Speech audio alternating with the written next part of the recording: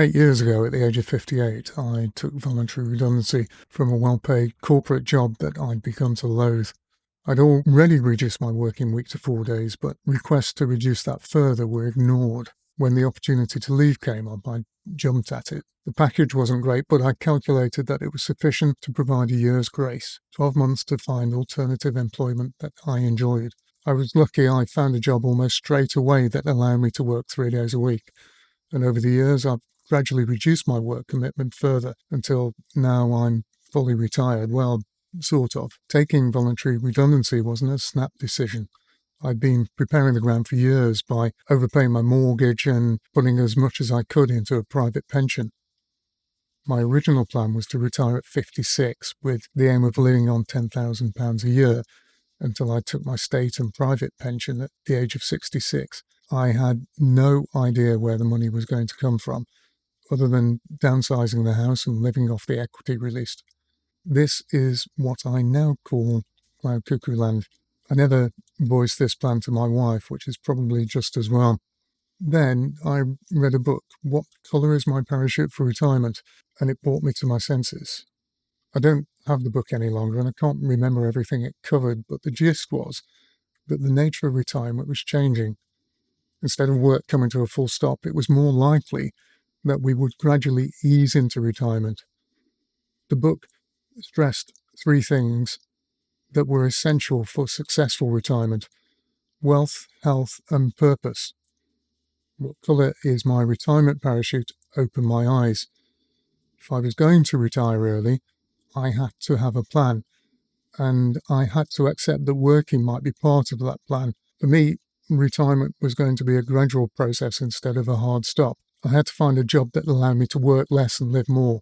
Let's look at wealth, health, and purpose in a little more detail. Wealth doesn't mean wealthy, far from it. Rather, that there's sufficient money to pay the bills with enough left over to do the things that you want to do. That much is obvious, but when I was young, I was frivolous with money. It was only when I went back to the corporate world in 2009, after 15 years of contracting, that I started to take money more seriously. The more I saved, the sooner I could retire, and at that stage in my life, I still had the idea that my retirement would be spent lazing around, but we'll come to that later. The most visible side of my newfound frugality was that I didn't change my car every 3 years. Looking back, that was such a stupid waste of money.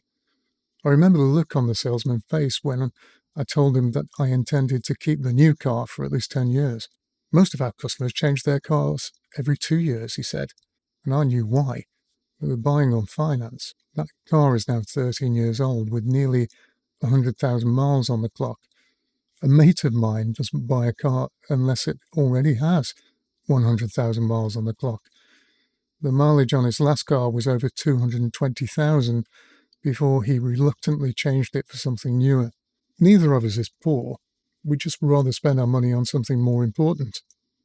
When I found out the redundancy was on the cards, I created a spreadsheet to track my spend. The results were sobering.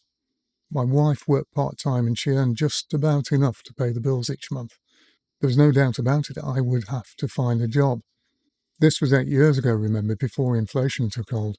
In preparation for leaving work, I reduced my outgoings as much as possible, as a sort of rehearsal, if you like. I had no idea how long it would take to find another job, especially as I was adamant that I wasn't going back into the corporate world and I wasn't going to work more than 3 days a week. I set myself a monthly budget and I opened a new current account so that I could monitor the balance in real time on my phone. For larger purchases, I found it useful to have an interest-free credit card. By setting a low credit limit and paying off a fixed amount each month, I could ensure that I didn't build up too much debt. When the interest-free period came to an end, I paid off the balance and cancelled the card. I've done this several times now and it works well.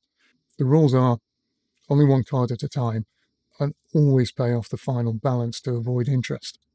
Having been a software engineer for a good part of my working life, I'd reached the stage where I could have happily never written a single line of code again. But here's where the compromises kick in. I had a choice. I could either do a job that I was good at and work 3 days a week, or find a job that I might possibly like better and have to work longer and probably earn less. I chose the former. I found a contract and was able to work the 3 days a week I wanted. The work wasn't particularly well paid, but for the first time in years, I was enjoying my job again. Over the years, I've gradually reduced my hours until in the final year, just before I took my pension, I was working only 1 day a week. It meant further belt tightening, but it was worth it. As I said, wealth doesn't mean wealthy.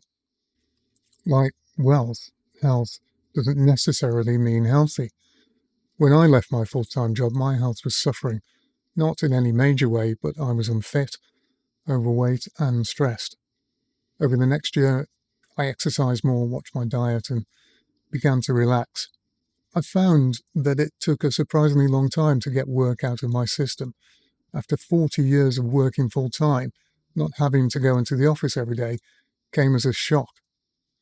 It seems that the job that I so desperately wanted to quit had left its mark. It's a form of grief that I find hard to understand. Perhaps it's because I'd spent so many years forcing myself to go into the office. Physical fitness is relatively easy to measure, but mental health is far more difficult to assess.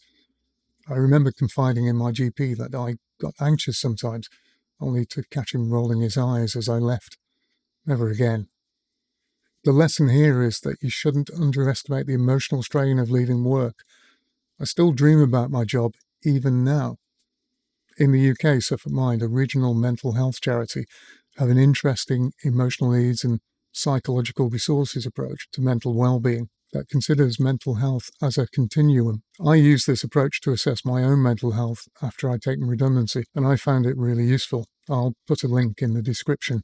I can't give you health advice, that's for the professionals, but just like wealth, it's necessary to take stock of your health before you start your retirement journey. Lastly, we come to purpose, although I prefer to think of it as happiness because purpose sounds too grand. I know plenty of retired people who are blissfully happy doing nothing. I'm not one of them. I need a project to focus on. Although, being honest, I do spend a lot of time apparently lazing around, but there's always something going on in my head.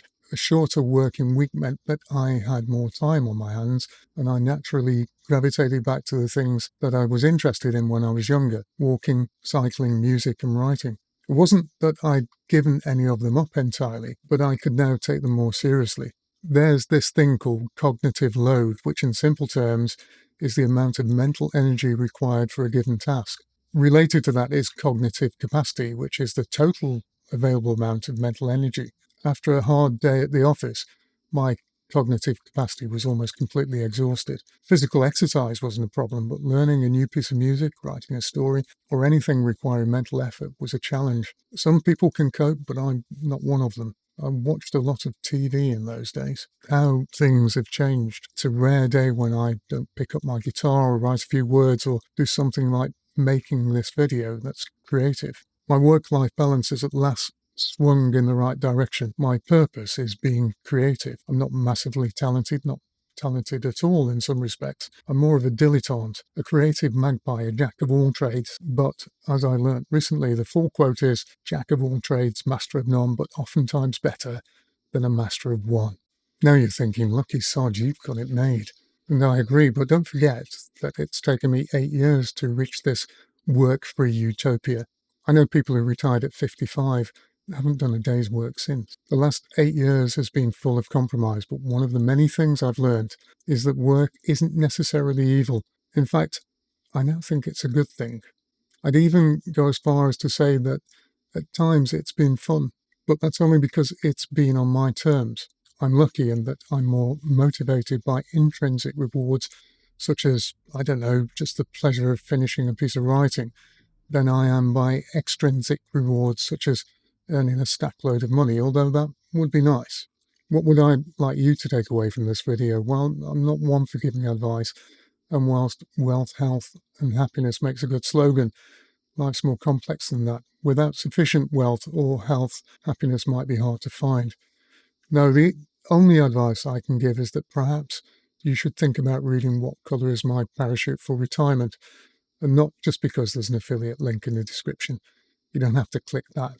Any good bookshop will have a copy, and if you want to be really frugal, get a copy from the local library.